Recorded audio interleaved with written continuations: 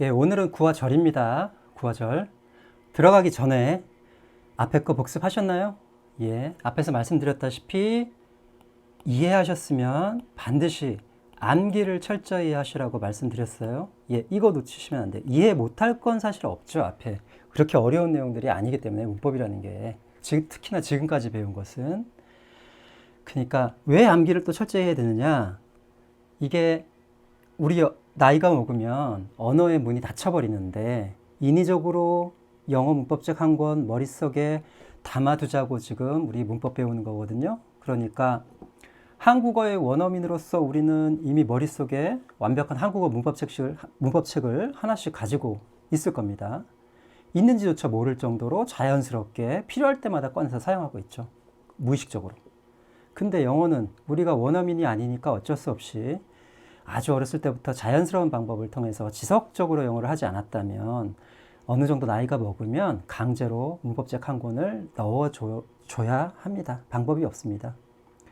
넣는데 끝나지 않고 그냥 넣어버리면 되는 거 아니냐가 아니라 최대한 자연스럽게 넣어서 사용을 해야 되기 때문에 그러려면 암기가 철저히 돼야 됩니다. 암기가 잘 돼 있으면 비록 인위적으로 내 머릿속에 집어넣기는 했지만 또 인위적인 지식이긴 하지만 사용하는데 매우 자연스러워진다는 거 그거 잊지 마시고요. 암기 별거 없습니다. 외우고 까먹고 다시 외우고 반복하면 됩니다. 암기 후에 잊어버리는 거 자연스러운 겁니다. 중요한 건 계속 배운 부분을 복습해서 까먹으면 다시 암기하고 그거를 반복하는 거 그거밖에 없습니다. 영어 문법 끝이 있습니다. 끝이 있으니까 이게 영원히 지속되는 거 아니거든요. 창의력을 요구하는 것도 아니고 그냥 배운 대로 나중에 독해, 1차적으로 독해 써먹으시면 돼요. 영어 문법은 외우고 뒤돌아서면 바로 까먹습니다. 내가 머리가 이렇게 나쁜가 생각할 정도로 정말 쉽게 까먹거든요. 처음에 특히 배울 때 그렇습니다. 어떤 익숙해지지 않았을 때. 그러니까 외우고 또 외우고 또 외우면 결국 자연스럽게 사용한 날이 오겠지 하고 마음 편히 먹고 꾸준히 외우십시오. 다른 방법 없습니다. 무조건 복습 철저히. 오늘 배운 것도 철저히. 이전에 배운 것도 철저히. 네. 그러면 이제 오늘은 구화절. 예, 구화절 들어갑시다. 구화절. 오늘은 용어 뜻만 그냥 아시면 돼요. 이거 갖고 당장이 뭘 할 수 있는 게 아니기 때문에 사실 구화절이라는 부분은 뒤쪽 문법 기본편, 요거 기초편 끝나고 나서 기본편에서 별도로 배우는 과정이 있습니다. 예를 들면 구라는 게 예를 들면 투부정사 같은 거예요. 이게 구거든요. 이거 별도로 배우잖아요, 나중에. 예, 그러니까 요거는 신경 안 쓰시고 이제 용어만 아시면 돼요. 용어만.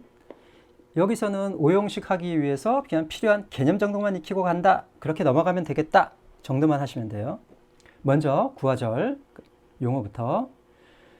구화절이라는 것은 일단 공통점 둘 다 어떤 특성이 있냐면 두 개 이상의 단어가 모여 하나의 뜻을 나타내는 것을 의미해요. 이게 무슨 말이냐면 두 개 이상의 단어 우리 이미 본 적 있죠. 앞에서 뭐였었죠? 전치사가 오면 그 뒤에 반드시 뭐가 온다? 명사가 온다 혹은 대명사가 온다. 이럴 때 이거를 이렇게 따로 이 단어 따로 이 단어 따로 이 단어 따로 하면은 안 된다고 그랬죠. 전치사가 나오면 끝에 나오는 명사까지 해서 한 번에. 얘가 바로 구나절입니다. 두 개 이상의 단어 모여 있죠. 여기 관사라는 놈인데 얘는 나중에 배우지 알지만 이게 형용사입니다. 형용사 일종의. 그러니까 전치사, 형용사, 명사 이렇게 이루어진 구조예요. 두 개 이상의 단어가 모였습니다. 그런데 해석할 때 우리 어떻게 하죠? 이렇게 잘라서 합니까? 아니죠. 네. 여기서 하나의 뜻이라는 것은 해석을 한 번에 같이 하라는 거예요. 그러니까. 즉 앞에서 배웠던 그 전치사 얘기죠. 예, 어려운 거 아닙니다. 이런 것들을 구라고 합니다. 그럼 차이점은 뭐냐? 이 in the morning이라는 전치사, 저 사실은 전치사 구라고 배우는데 좀 이따 이제 수정을 할 게 하나 있어요. 전치사 구라고 하는데 여기 안에 주어 서술어 관계 있습니까? 혹시나 주어 서술어 모르겠으면 주어 서술어 어려운 거 아닙니다. 일단 동사가 나타나면 얘가 뭔가 다루 끝나는 말이라고 그랬죠? 그 앞에 있는 명사나 대명사 그래서 얘가 이 행동을 하는 것을 뭐라고 부른다? 그냥 주어. 예, 표시는 뒤에서 배울 테니까 S, 얘는 그냥 V라고 표시하는데 그런 거예요. 그냥 이 행동을 하는 주체. 예. 그 품사대로 보면 되게 뭐다? 명사나 대명사일 것이다. 그럼 걔를 주어. 뭐 이 정도만 아시면 되고. 주어 서술어 관계 이 안에 있습니까? 없죠? 네, 없으니까. 일단 동사가 없으니까 이런 거를 뭐라고 부른다? 같이 해석은 하는데 한 덩어리로 해석을 하긴 하는데 주어 서술어 관계가 없는 것을 주어 서술어 관계가 있는 것을 절이라고 해요. 예. 그럼 절이 또 뭐냐? 이 절을 좀 짚고 넘어갈게요. 절. 우리가 절이라고 할 때는 크게 보면 두 가지 의미로 사용하는데 첫 번째는 이거를 그냥 우리가 야, 이 문장 어떻게 해석해? 하는 그 문장이라는 의미로 사용하기도 하고 또 하나는 접속사를 가지고 있는 부분을 절이라고도 하는데 일단 봅시다. 문장 하나를 예를 들어볼게요. 역시 해석은 안 되셔도 되고 I stayed 이 앞에서 했던 문장이에요. 그 어디서인지 잘 모르겠는데 저기 접속사 할 때 그때 했던 문장 그 비슷한 문장이니까 because it rained yesterday까지 그때도 한번 말씀드렸는데 영어는 주어 서술어 이게 동사 보이시죠? 이게 stayed 머무르다 라는 뜻이에요. 그래서 그 과거니까 머물렀다 이렇게 되겠죠. 집에라는 부사 나는 보시면 알겠지만 동사를 기준으로 그 앞에서 그 행위를 하는 놈이 주어. 그러니까 얘가 주어, 얘가 서술어. 그리고 앞에서 한번 얼핏 얘기했는데 이렇게 주어, 서술어. 여기 역시 비가 오다. 이건 비인칭 이지라서 해석하면 안 됩니다. 비가 왔다. 그런데 이 접속사 배우셨죠? 이거. 뭐뭐하기 때문에라는 뜻을 나타낸다고. 그러면서 앞에서 접속사가 있으면 그 뒷문장이 한 덩어리라고 말씀드렸었어요. 그죠? 네. 영어에서는 이렇게 주어, 서술어가 있으면 반드시 그 사이에 뭐가 있어야 된다? 접속사가 있어야 됩니다. 예를 들면 여기는 지금 여기에 접속사가 있지만 상관없어요. 여기다 어떤 접속사를 넣어도 상관없으니까 어쨌든지 간에 한쪽 문장에는 반드시 뭐가 달려 있어야 된다? 접속사가 달려 있어야 된다. 그럴 때 우리가 이 접속사가 달려 있지 않은 절을 뭐라고 부르냐면 주절 이렇게 부르는 거예요. 그리고 뒤쪽 접속사가 달려 있는 절을 종속절 이렇게 부릅니다.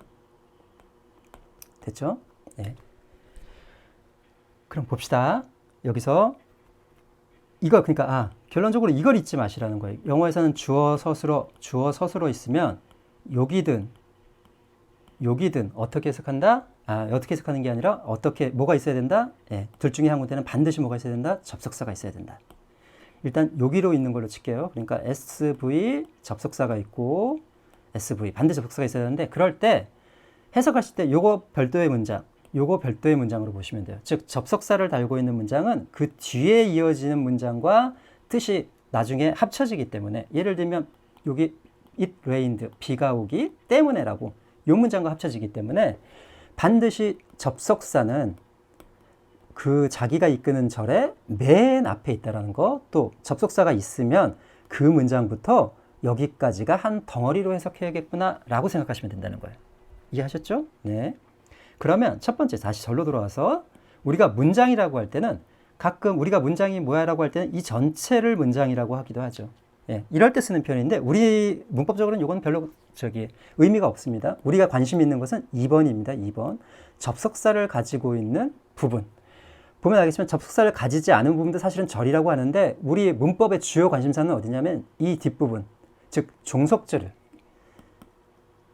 종속절 부분이 우리의 문법의 주요 관심사입니다. 그러니까 앞으로 접속사가 달려 있거든 그냥 종속절, 즉 접속사를 가지고 있는 이 부분을 사실상은 한 번에 해석해야 되는구나 라고 생각하시면 돼요. 그러니까 여기서 말하는 절이라는 것은 결국은 뭘 기준으로 보시면 된다? 접속사. 나중에 이제 이게 독해 좀 하시게 되면 이제 금방 찾는데 아까도 말씀드렸다시피 주어 서술어 했으면 여기 어떤 놈이 그냥 한 명 있어요. 그러면 이거 보지 않아도 문장이 두 부분으로 이렇게 구성되어 있구나. 얘가 접속사구나를 금방 아실 수 있어요. 좀 이따 맨 나중 부분에 아마 어떤 예시를 들려드릴 텐데 거기에도 이제 접속사 비슷한 놈이 나오는데 아무튼 그때 한번 다시 한번 보시기 바랍니다. 어쨌든 이거 잊어버리지 마시고 주어 서술어, 접속사, 주어 서술어. 이럴 때는 문장이 두 군데로 나누어지고 앞을 보통 뭐라 그런다? 주절, 뒤에 있는 거를 종속절이라고 하는데 특히 이 뒷부분을 문법에서 관심을 가지는 부분이다. 뒷부분이 주로 문법에서 절이라고 할 때는 주로 이 뒷부분을 말하는 거구나 라고 아셨죠? 일단 지우겠습니다. 그러면 혹시나 앞에 있었던 대등접속사하고 조금 헷갈리실 것 같아서 그 부분을 한번 짚고 넘어갈게요. 앞에 대등접속사. 그럼 이건 대등절 아니냐? 이건 종속절이 아니지 않냐? 네, 맞습니다. 얘들이 들어가지 않는 걸 지금 전제로 한 거예요. 얘들이 들어가지 않는 걸 전제로 다른 접속사 얘기를 한 겁니다. 그래서 7가지를 외우라고 했던 이유가 바로 그것 때문이에요. 그러니까 얘들은 대등절입니다. 예를 들면 저번에 했었던 뭐였지? 새벽이 온다, 닭이 울기 때문에 했을 때는 양쪽은 다 대등절인 거예요. 그건 종속절이라고 부르지 않습니다. 그러니까 얘들 빼고 나머지 접속사들을 얘기한 거예요. 여기서. 물론 대등절이 붙은 것도 절입니다. 그러나 문법에서 주요 관심사는 바로 어떤 절이다? 종속절이 주로 관심사다. 그런데 그 모양이 어떻게 생겼다? SV, 접속사, SV 이렇게 생겼다. 물론 이 접속사가 대등접속사면 대등절이 되는 겁니다. 그런데 요거는 정해져 있으니까 개수가 요거는 일단 제외시켜 놓고 그 나머지 관계에서 문법에서 관심 있는 건 주로 이 부분이다. 이걸 주절, 이걸 종속절이라고 하는데 주로 어디에 관심이 있다? 종속절에 관심이 있다. 예. 아셨죠? 네. 그랬을 때 아까 because it rained yesterday를 해석할 때 어떻게 해야 된다? 이 덩어리를 한 번에 봐야 되기 때문에 yesterday 이 부분을 이 주절과 별개로 하나의 덩어리로 해석하죠. 그래서 여기서 말하는 절은 보통 뭐를 얘기한다? 이 접속사를 달고 있는 절을 주로 얘기한다. 네. 물론 아시고 있는 것처럼 문장 자체를 절이라고 하셔도 상관없어요. 지금 문법 우리가 지금 배우는데 중요한 것은 바로 접속사를 달고 있는, 즉 종속 접속사를 달고 있는 종속절이 중요하다. 그 말씀을 드리는 거니까 아무튼 그건 좀 외워두시고 이런 게 구와 절이라는 거. 그러면 아까 수정을 하나 한다고 그랬죠? 예, 구 부분 전치사로 한번 가보겠습니다. 전치사. 우리 전치사 정의 내릴 때 전치사 플러스 명사나 대명사 이렇게 덩어리로 쓰여서 이거를 세트로 사용한다. 그래서 이거를 해석할 때 한 번에 해야 한다 라고 정했을 거예요. 이제 이 셋을 지우고 그때는 왜? 구라는 말을 몰랐으니까. 사실은 전치사 플러스 명사가 이렇게 하나 덜렁 아까처럼 in the morning 혹은 뭐 on the hill이 같이 있다면 on the desk, on the hill 이렇게 있다면 얘가 아직 문장상에서 쓰이지 않았다면 얘를 뭐라고 부르냐면 전치사 구라고 부릅니다. 즉 셋을 뭐라고 이제 고치셔야 돼요? 전치사 구라고 이제 부르셔야 돼요. 네, 이렇게 한 덩어리로 있는 요 모양 이건 전치사 구라고 부르셔야 됩니다. 고치세요. 그 다음 다시 넘어가서 구화절 즉 구부터 봅시다. 이거는 그냥 외우세요. 지금은 저기 뭐라고 이렇게 설명했으니까 뭐 예문이 있거나 문장을 들어온 게 아니기 때문에 구라는 게 그러면은 저기 무슨 역할을 하느냐 이제 그거에 따라서 이름이 이렇게 바뀌는 건데 아까 얘기했듯이 만약에 전치사 구가 하나 있는데 걔가 문장에서는 무슨 역할을 하지? 라는 얘기거든요. 그 얘기를 하기 위해서 예문을 좀 하나 들면서 얘기를 할게요. 이게 무슨 소린지 봅시다. 우리가 앞에서 배웠던 개념 중에 타동사라는 개념이 있었죠. 바로 직전에 타동사는 뒤에 명사가 올 때 이 뜻 자체에 뭐가 있어서 전치사의 의미를 담고 있으니까 전치사의 의미가 있으니까 명사가 그냥 와도 돼 라고 했던 거예요. 그렇죠? 그러면 반대로 얘기하면 타동사 뒤에는 예를 들면 I love 이렇게 끝나면 이게 문장이 됩니까? 나는 무엇을 사랑한다 이렇게 반드시 뭐가 와야죠. 대상이. 예. 즉 타동사 뒤에는 그럼 보통 뭐가 오나요? 명사나 대명사가 옵니다. 이렇게. 그럴 수밖에 없죠. 을률이 붙으니까. 이 명사가 대명사가 온다는 걸 유념하시고 한번 지금 이 문장을 보세요. 타동사 뒤에는 명사나 대명사가 오는구나를 유념하셔서 상상을 한번 해보죠. 어떤 집에 혹시나 유치원생 조카나 동생이나 혹은 뭐 옆집이 좋으니까 혹은 본인의 유치원 생활도 좋으니까 혹시 유치원생들이 유치원 가기 싫다. 오늘 진짜 뭐 아프든 뭐라든 간에 유치원 가기 싫다라는 말을 어떻게 하죠? 나는 유치원에 가는 게 싫어요. 이렇게 얘기하지 않죠. 어떻게 하나요? 보통 유치원생들. 유치원 싫어. 이 정도 얘기하죠. 이거 영어로 한번 표현해 볼까요? 일단 그럼 중학생은 어떻게 할까요? 나 학교 가는 거 싫어. 그럼 학교 가기 싫어 혹은 학교 가는 것이 싫어. 같은 말이죠. 가는 것이 싫다. 싫어. 보통 이렇게 표현을 할 거고. 예를 들면 중고생은 그렇고 대학생이나 좀 나이가 20대 한 중후반의 사람들이 뭐 알바를 하거나 직장을 가거나 그런다고 치죠. 그러면 이제 알바를 한다고 치고 알바를 갈 때 어떻게 얘기하나요? 본인들이 나이 먹었다고 나 알바 싫어 이렇게 얘기하지는 않겠죠. 또 뭐 알바 가기 싫어 이렇게 얘기할 수도 있겠지만 좀 거창한 의미를 내죠. 어떤 의미가 되냐면 나는 내가 왜 알바를 하는지 모르겠어. 예, 이렇게 거창하게 이해를 되죠? 결국은 알바 가기 싫다는 소리죠. 네, 이걸 한번 영어로 한번 옮겨봅시다. 타동사를 사용할 거예요. 아까도 말씀드렸다시피 타동사 뒤에는 반드시 누가 와야 된다? 명사가 와야 된다. 즉 타동사 뒤에는 명사가 바로 올 수 있다는 말은 뒤집어서 생각해보면 타동사 뒤에는 반드시 명사가 있어야 된다는 얘기도 해요. 그 의미는 이 자체의 전치사의 의미. 예를 들면 무엇을 싫어하다. 예를 들면 싫어하다면 을이 있는데 명사 당연히 와야겠죠. 예. 이걸 한번 봅시다. hate라는 동사를 사용할 거예요. H-A-T. 타동사로 무엇을 싫어하다, 혐오하다 이런 뜻이에요. 싫어하다, 혐오하다. 일단 이건 우리식으로 표현했으니까 주어가 없는 것이고 영어는 무조건 주어가 있어야겠죠. 그러니까 일단 나라고 합시다. 나는 그럼 뭘 사용하겠어요? hate. 그 다음에 저런 식의 표현을 어떻게 할까요? 가다 이런 표현이 없으니까 my kindergarten. kinder가 독일어로 아이란 뜻이고 아마 가튼이 가든에서 온 말인 것 같아요. 그래서 아이들의 가든이라고 해서 이게 독일어에서 온 유치원이란 뜻입니다. kindergarten이라고 하는 I hate my kindergarten. 그럼 봅시다. 이 문장. 이렇게 썼어요. 나는 싫어한다. 나의 유치원을. 됐죠? 그럼 우리식으로 하면 막 유치원 싫어 정도 될 거예요. 그럼 중고등학생이 나는 학교 가는 것이 싫어. 나는 붙여볼게요. 나는 학교 가는 것이 싫어. 라고 얘기할 때는 어떻게 할까요? I hate 그대로 쓰겠습니다. 그러면 학교에 가다가 뭡니까? Go to school. 그런데 이 문장은 틀린 문장이죠. 이렇게 쓰면 동사가 두 개가 되기 때문에 이런 문장은 없어요. 동사가 두 개가 되는 문장은. 그래서 이 앞에다 뭐를 붙이죠? to라는 걸 붙여요. 그래서 이걸 뭐라고 부르죠? 모르셔도 되지만 이걸 나중에 보면 to 부정사 이렇게 부르죠. 그럼 이 표현이 뭐가 되냐면 학교에 가다가 아니라 이 to 부정사가 요거를 학교에 가는 것하고 명사처럼 바꿔주는 거죠. 예, 명사. 명사 어려운 거 아닙니다. 문장 안에서 명사라는 것은 뒤에다가 은는이가 붙일 수 있고 을을 붙일 수 있으면 명사예요. 그러니까 학교에 가는 것이 혹은 학교에 가는 것을 이런 식으로 하게 되면 명사가 되는 거죠. 그러니까 얘가 지금 명사 역할을 했다는 거죠. 지금 to 부정사가. 그 다음 하나 더 마지막. 나는 왜 내가 알바를 해야 되는지 모르겠어. 그러면 이거는 타동사지만 know라는 동사를 사용할 거예요. 타동사로 무엇을 알다 라는 동사입니다. 왜니까 y가 들어가는 거고 I should do my 알바가 파트타임 잡입니다. 파트타임 잡. 됐죠?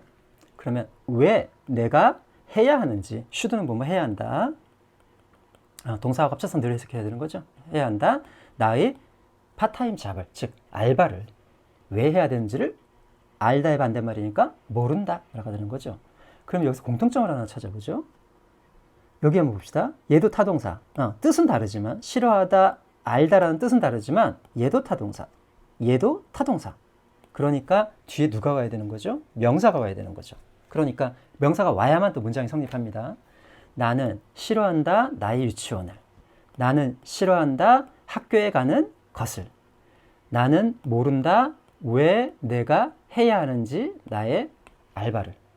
무슨 차이가 있죠? 앞에는 요 첫 번째 문장은 바로 뭐야? 품사로서의 명사를 사용한 것이고 뒷부분은 투부정사를 뭐처럼 사용했어요? 명사처럼 사용한 거죠. 세 번째는 아까도 말씀드렸다시피 주어 서술어 있고 주어 서술어 있으면 얘는 누구라고요? 얘가 바로 접속사입니다. 접속사. 당연히 팬보이스였기 때문에 종속 접속사가 되는 거예요. 일종의 접속사. 그러면서 얘는 뒤에서 접속사가 와 있고 그리고 앞에도 말씀드렸죠. and, or, but 빼놓고는 얘들만 단어 구절을 전부 다 연결할 뿐이고 대등이든 종속이든 접속사라고 하면 다 뭐를 연결한다? 이렇게 주어 서술어라는 문장, 즉 절을 연결하는 접속사들이에요. 그러니까 이렇게 아까도 말씀드렸지만 이 뒷부분이 전부 다 y가 이끄는 y라는 접속사가 이끄는 문장이 되는 거죠. 자기가 이끄는. 그러니까 y를 맨 먼저 쓰고 항상 접속사가 맨 앞에 그 다음에 주어 서술어. 왜 내가 이걸 해야 되는지 라고 얘가 뭔가 해야 하는 지도 명사입니다. 지. 얘가 이 접속사를 기준으로 해서 무슨 역할을 했다? 얘도 명사를 역할을 했다. 그럼 여기서 한번 보죠. My kindergarten은 타동사 뒤에서 진짜로 명사라는 품사로 쓰인 거고 얘는 명사라는 품사로 쓰인 거고 go to school은 명사로서의 품사로 쓰인 게 아니라 아까 뭐라고 그랬죠? 2개 이상의 단어가 모였는데 to 부정사는 무조건 2개 이상이죠. to 다음에 동사 원형이 와야 되니까 to 동사 원형이 왔는데 해석 어떻게 합니까? 적어도 이 두 개는 한꺼번에 하죠. 그러니까 얘는 구 아니면 절인데 뭐가 없습니까? 주어가 없죠. 그러니까 얘는 명사 구가 되는 거예요. 세 번째, y 다음에 접속사 있고 주어 동사면 이건 보지 않아도 뭐다? 절이다. 그러니까 이게 바로 명사 절이 되는 거죠.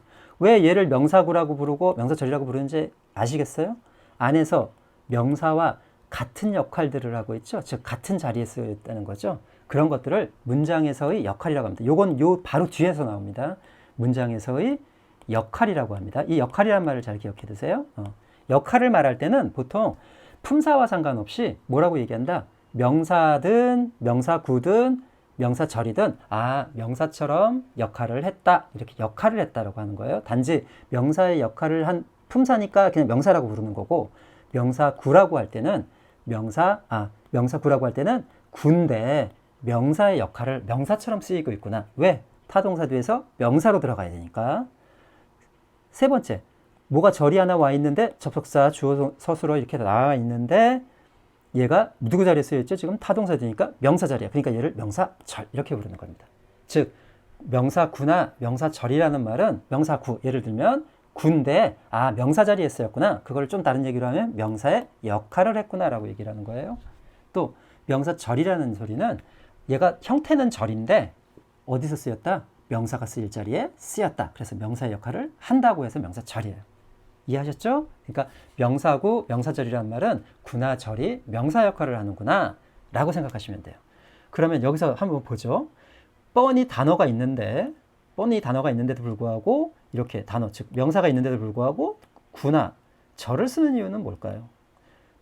해석하시면서 느끼셨는지 모르겠지만 아래로 갈수록 일단은 어감이 어떻습니까? 첫 번째 유치원 실어는 아주 유치한 냄새가 나죠. 그런데 마지막 문장하고 비교해보면 어떻죠? 굉장히 유려하고 어른스러운 말이 나죠. 네. 또 표현도 여기는 유치원과 실어라는 표현밖에 못하지만 여기는 그 외에 많은 정보들을 담을 수 있죠. 즉 절이라는 구조를 사용해서. 그러다 보니까 구나 절은 품사들 확장한 개념인데 그 확장한 개념을 왜 쓰냐? 즉 말을 더 분명하고 조리 있고 많은 정보를 전달하기 위해 사용하는 거예요. 그러니까 단어만 가지고는 절대 영어 안 됩니다. 만약에 단어만 갖고 영어를 하시면 1번 같은 말을 하는 거예요. 예를 들면 20살, 30살 먹어서 혹은 15살 먹어서 이 표현을 쓰는 거예요. 그러니까 구와 절을 반드시 배우셔야 뭐를 할 수 있다? 영어에서 어떻게 표현을 하는지, 어떻게 좀 더 품사보다 유려한 표현, 자연스러운 표현, 또 분위기에 맞는 표현, 훨씬 많은 정보를 전달하는 표현 혹은 내 감정을 자세하게 전달할 수 있는 표현들을 할 수 있는지 아시게 될 겁니다. 아셨죠? 네. 요 세 문장만 비교해 보셔도 아실 거예요. 이 문장 한번 써 놓으시고 한번 비교를 한번 해보세요. 지금은 모르셔도 돼요. 지금은 오직 타동사라는 개념을 사용해서 말씀드렸다시피 타동사 뒤에는 명사가 와야 되는데 그 명사 자리에 명사가 올 수도 있고 구가 올 수도 있고 절이 올 수도 있다는 걸 보여준 거, 그리고 요 세 어감이 다르다라는 거, 이 세 개의 어감이 다르다는 거, 그거를 하는 거죠. 이 얘기를 한 이유는 바로 있는 명사구나 형용사구나 부사구가 무슨 말이냐. 그러니까 위에 쓰인 것처럼 구가 무슨 역할을 하는 거다? 명사 역할을 하는구나. 이걸만 외우시면 돼요. 지금은 뒷문장은 이거 보실 필요 없습니다. 이건 나중에 하는 거니까. 보면 부정사, 명사형 용법 뭐 아시는 분들은 뭐 그냥 보셔도 되는데 일단은 우리는 어디가 좀 필요하다? 명사구의 역할을 하는구나. 형용사구, 구가 형용사 역할을 하는구나. 부사구, 구가 부사 역할을 하는 것이구나. 그러면 구는 다른 품사 역할은 못하고 오직 명사 대신, 형용사 대신, 부사 대신밖에 못 쓰는 거야? 예, 맞습니다. 왜냐하면 아까 말씀드렸다시피 구나 절은 누구 대신 쓰이는 거다? 누구를 좀 더 확장시킨 거다? 품사를 확장시킨 거다. 근데 가만히 생각해 보세요. 8가지 품사가 있는데 일단은 명사하고 대명사는 같은 거라고 그랬으니까 이거는 여기 명사구지만 사실은 대명사의 의미도 포함되어 있는 거죠. 그러니까 명사와 대명사 같은 거. 그 다음에 동사 배웠어요. 동사가 얘는 뭡니까? 얘는 뭐뭐 다루고 난 서술어 역할을 하는 애죠. 그러니까 얘는 일단 빼야죠. 얘는 빼야지. 세 번째 배운 게 형용사. 그러면 이제 형용사 남았는데 형용사, 그 다음에 부사. 그러니까 구가 이제 역할을 할 수 있다는 거예요. 지금 명사와 형용사와 부사 역할을. 동사는 안 됩니다. 동사는 무조건 서술어밖에 안 되기 때문에 뭐뭐 다루 끝나기 때문에. 그 다음에 배웠던 게 뭐였죠? 전치사. 근데 전치사는 누구하고 같이 쓰인다고요? 뒤에 있는 명사하고. 그러니까 얘는 구의 형태로만 쓰이는 거죠. 그러니까 얘도 일단 빼야죠. 그 다음에 마지막에 배웠던 게 접속사. 접속사 아까 누구하고 쓰였습니까? 뒤에 문장 같은 거하고 같이 쓰였죠. 이렇게. 네. 그러니까 얘도 빼야죠. 감탄사 아니라고 그랬죠. 감탄사는 독립적인 단어니까. 그럼 결국은 구나 절이 할 수 있는 역할은 무슨 역할밖에 없다? 명사 대신, 형용사 대신, 부사 대신. 그래서 구나 절이 역할을 할 수 있는 것. 즉 품사를 대신해서 할 수 있는 역할은 명사의 역할을 대신해서, 형용사의 역할을 대신해서, 부사의 역할을 대신해서 할 수밖에 없는 거죠. 그러니까 구나 절은 무슨 역할밖에 못한다. 결론적으로 명사, 형용사, 부사고. 그럼 안 봐도 뒤에 절은 뭐겠어요? 그러면 당연히 명사절, 형용사절, 부사절. 이 세 가지 역할밖에 못한다는 거죠. 그러니까 여기서는 이름만 알아주면 돼요. 명사절이니까 당연히 절이 명사 역할을 하는 겁니다. 그거를 보여줬던 게 바로 요겁니다. 밑에 있던 요 Y 부분. 이 부분이 바로 명사 역할 대신 쓰였던 명사절 이렇게 부릅니다. 되셨죠? 네. 그러니까 여기서는 뭐만 외우시면 되냐면 구와 절이 뭐다라고 이제 생각을 할 줄만 아시면 돼요. 두 개 이상의 단어가 뭐요? 이제 뭐 생각하시면 돼요? 일단은 in the morning 생각하시면 돼요. 전치사고. 두 개 이상의 단어가 뭐야? 해석할 때 어떻게 하는 거다? 하나의 뜻이란 건 해석할 때 한 번에. 이런 거 구와 절이라고 그러는데 이거 SV 관계 없으니까 뭐라고 불러요? 구. SV 관계 있으면 절. 특히 뭘 조심하라고요? 접속사를 달고 있는 절이 주로 관심이다. 보면 시간이 안 알겠지만 여기도 접속사를 달고 있죠, 지금. 이해되셨죠? 예. 그리고 주어 서술어 쓰면 반드시 한쪽에는 접속사가 있어야 된다. 문장에. 잊지 마시고. 그래서 구가 그러면은 어떤 구가 있냐? 품사 대신 역할을 한다는데 어떤 역할을 하냐? 명사 역할, 형용사 역할, 부사 역할 이 세 가지밖에 못한다. 여기까지만 하시면 돼요. 여기까지만. 그리고 나머지 궁금하시는 것들은 뒤에 가서 배울 테니까. 근데 자꾸 뒤에서 한다고 여기서 설명 안 해주고 왜 자꾸 뒤에서 한다라고 하시는 거 충분히 이해하는 거. 저 충분히 이해하는데 저도 영어 배울 때 그랬었고 그게 왜 그러냐면 이 언어가 가진 특성이거든요. 어떤 언어를 배우든지 마찬가지입니다. 뭐 우리하고 같은 그 계열의 언어라고 했던 일본어를 배울 때도 마찬가지인데 이거를 그러니까 언어를 배울 때 생기는 모호성이라고 합니다. 이 모호성. 영어로는 ambiguity라고 하는데 ambiguity. 수학이나 과학처럼 차근차근 논리적으로 체계적으로 할 수가 없는 게 모든 다 외국어를 배우는 외국어죠. 외국어를 배울 때의 특성입니다. 그러니까 여기서는 조금 모르셔도 뒤에 가면 이해가 됩니다라고 얘기하는 것들 여기서 꼭 하고 싶은데 근데 언어는 그렇게 하시면 못해요. 수학처럼 접근했다가는 진짜 여기서 그냥 이거 도대체 뭐지? 이해를 못하게 되죠. 그런데 시간이 지나서 어느 정도 이렇게 쌓이고 나면 뒷부분에 가면 자연스럽게 이해됩니다. 그래서 어쩔 수 없어요. 이건 모든 외국어를 배울 때 어떤 기본적인 성질이기 때문에 이 모호성을 잘 참는 사람들이 바로 언어를 잘한다고 합니다. 언어를 잘 배우고요. 그러니까 언어를 배울 때는 모든 언어, 앞으로 뭐 일본어도 배우시고 중국어도 배우시게 되겠지만 그렇다 하더라도 거기에도 다 모호성이 있습니다. 특히나 처음에 배울 때 그렇습니다. 이 모호성을 좀 참아주셔야 돼요. 그걸 참고 하라는 대로만 하면 됩니다. 즉 그냥 기본적으로 읽고 쓰고 하는 그 언어 배울 때도 마찬가지지만 이렇게 문법 할 때도 뭐가 나타난다? 이 모호성이 그대로 나타납니다. 그냥 단순하게 자연스럽게 언어를 배우는 과정에서도 나타나지만 문법 배울 때도 이런 모호성이 나타나요. 예를 들면 아까 같이 주어 서술어. 제가 이거 설명도 안 했잖아요. 그런데도 불구하고 어쩔 수 없이 이렇게 나오죠.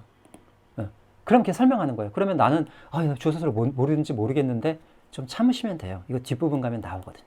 이 말씀 드리는 거예요. 아셨죠? 예. 모호성을 좀 참아주시고 네. 오늘은 그럼 여기까지만 하겠습니다.